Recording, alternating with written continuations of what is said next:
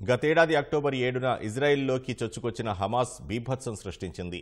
వేలాది ఆయుధాలతో సరిహద్దులు దాటుకొని వచ్చి ప్రజల్ని భయభ్రాంతులకు గురిచేసింది. ఇవాళ్టితో ఆ ఘటనకు ఏడాది పూర్తయిన సందర్భంగా హమాస్ నుంచి స్వాధీనం చేసుకున్న ఆ ఆయుధాల్ని ఇజ్రాయెల్ సైన్యం ప్రదర్శించింది.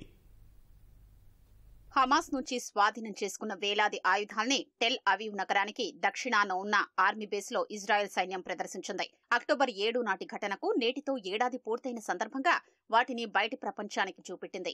గాజాలోని వివిధ ప్రాంతాల్లో ఏడాది కాలంగా స్వాధీనం చేసుకున్న ఆయుధాల్ని కూడా వాటితో పాటే ప్రదర్శించింది. ఆ ఆయుధాల్లో 5,000కు పైగా AK-47 అసాల్ట్ రైఫిల్స్ ఉన్నాయి.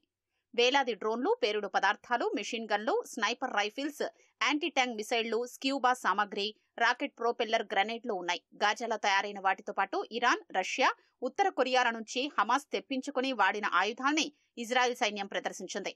హమాస్ ధ్వంసం చేసిన కార్లు, ద్విచక్ర వాహనాలకు కూడా ఆర్మీ బేస్ లో ఇజ్రాయెల్ ప్రదర్శించింది.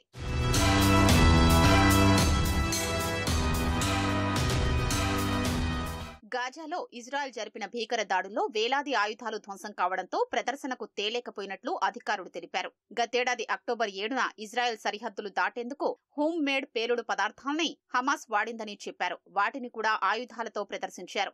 ఈ పేలుడు పదార్థాలు చాలా ఏళ్లుగా ఇజ్రాయెల్ సరిహద్దులపై పరిశోధనలు చేసి రూపొందించినట్లు తెలిసిందని చెప్పారు.